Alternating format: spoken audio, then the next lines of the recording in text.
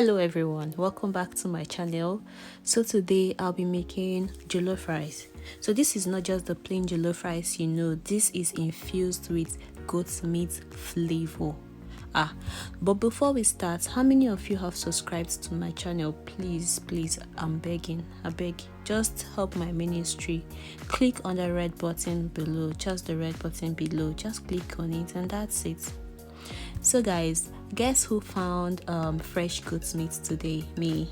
So let's start by seasoning the goat meat. I've just added bouillon cubes. I've added chopped onions.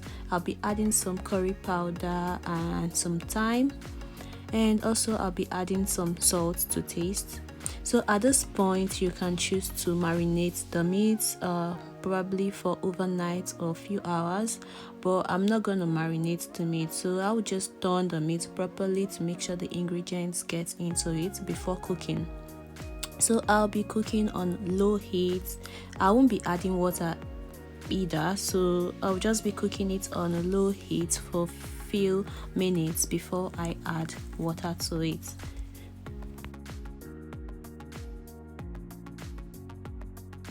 So moving on to the pepper mix, I'll be using 2 onions, 3 scotch bonnet peppers. I'll be using ginger. Ginger is like a secret ingredient to cooking jollof rice. I'll be using 1 paprika pepper and 2 bell peppers. So about the fresh tomatoes, I'm going to use canned tomatoes, which is a plum tomatoes, but if you want to substitute this, you can use about 4 to 5 fresh tomatoes. So going in with my canned tomatoes and paprika, bell pepper, onion, scotch bonnet and ginger.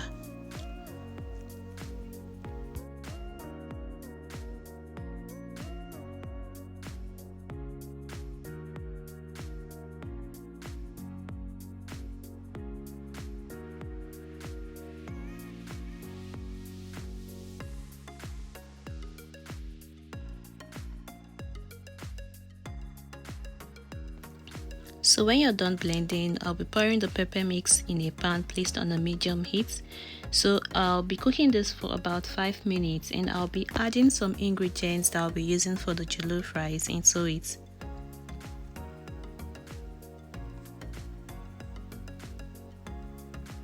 So here it has actually cooked for about 5 minutes, and I'll be adding the ingredients. Like I said, I'll be adding some thyme and some curry powder. I'll be adding some bay leaves. You can add about 3 to 4, and I'll also be adding the bouillon cubes. So I'll be turning this and I'll be cooking this for about 10 to 20 minutes. The reason is to allow the water content to evaporate as much as it can.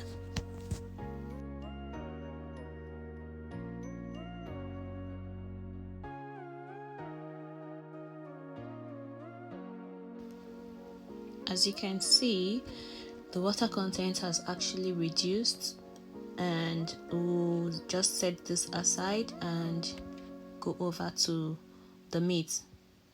So we'll be checking the meat. I've not added water since I started cooking it. It's still cooking without water, so I'm still going to cook for some minutes.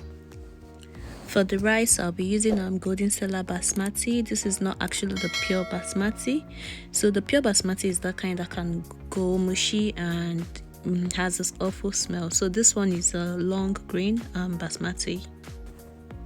So just checking on the meats, you can see they've cooked for quite a long time now, and they are well cooked. So I'll be taking out this meat and I'll be reserving the broth for the jollof rice.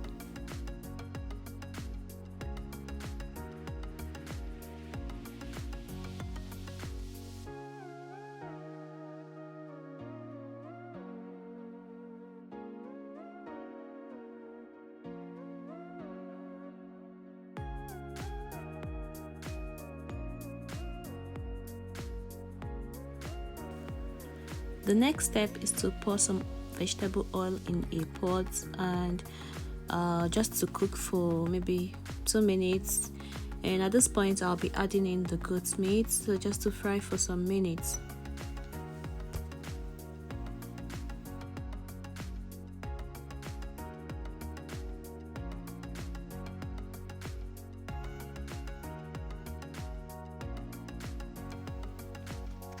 Once the meat is well fried, so I'll be transferring this meat in a plate and I'll be reducing the oil.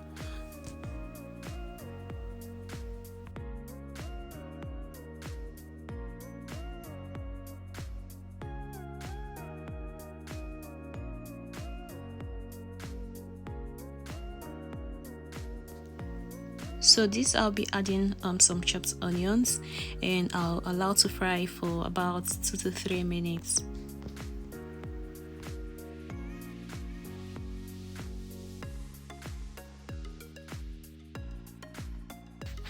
So after 2 to 3 minutes, I'll go in with my tomato paste. This will fry for about 15 minutes or until it tastes sweet. Don't forget to stir continuously to avoid burning. So this has actually fried for a few minutes now, and after that I'll set it aside. So we'll be moving over to the pepper mix, and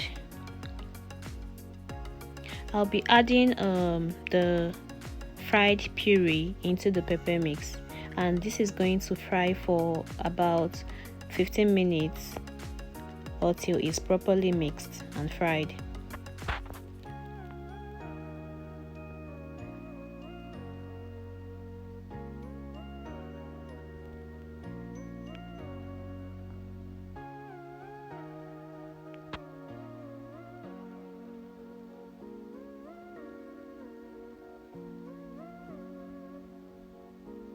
So I added some vegetable oil into the pepper mix, and it's still going to fry for some minutes.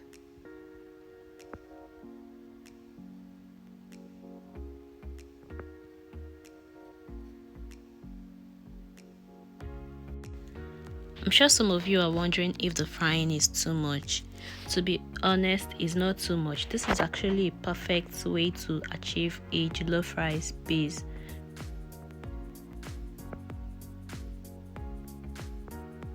So after I've fried for some minutes, I'm going to go in with my meat broth, mix thoroughly after that.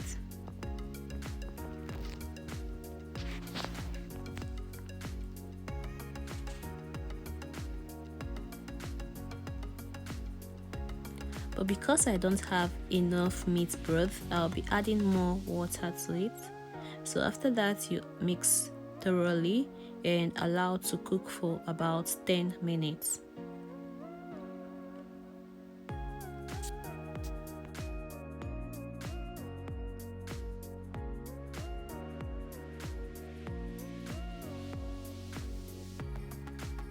So at this point, I'll be adding my thoroughly washed rice.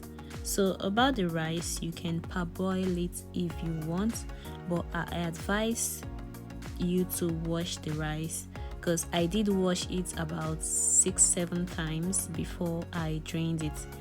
Reason is, if you parboil the rice, you might not achieve that smoky rice you want to achieve. But if you're not okay cooking the rice this way, you can still parboil it.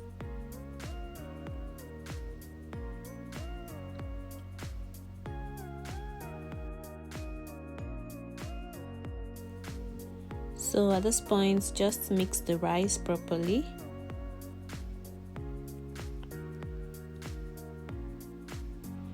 And also don't forget to taste for salt. If it needs more salt, you can still add just a little bit. So I've just added salt because it's not enough.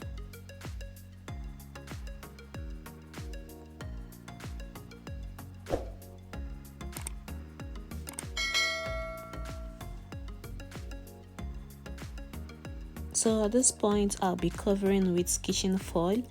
The reason for this is just to trap in heat. The jollof rice is actually good with steam rather than water. It cooks well with steam rather than water. So I'll be covering this with foil and allow to cook for about 10 to 15 minutes.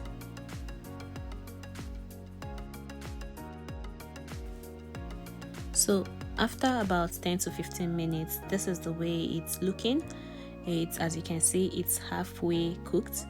So I'm gonna stir this. The reason is to avoid excessive burning. Yes, it's going to burn, it has to burn. That's where you achieve the smoky flavor, but then you don't want it to burn too much. So after this, just cover and cook for about 10 minutes. Now it has cooked for about 10 minutes. I'm going to add in my chopped tomatoes and chopped onions. And I'm going to turn this and still allow to cook for just maybe 5 minutes.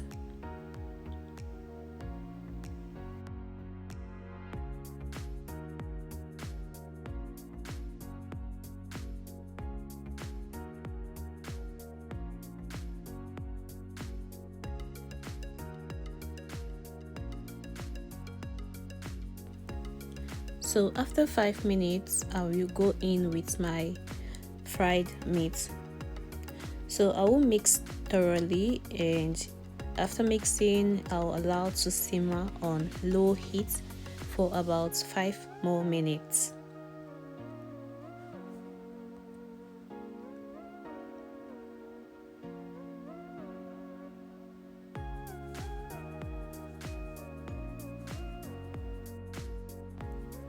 And after 5 minutes, your jollof rice is ready.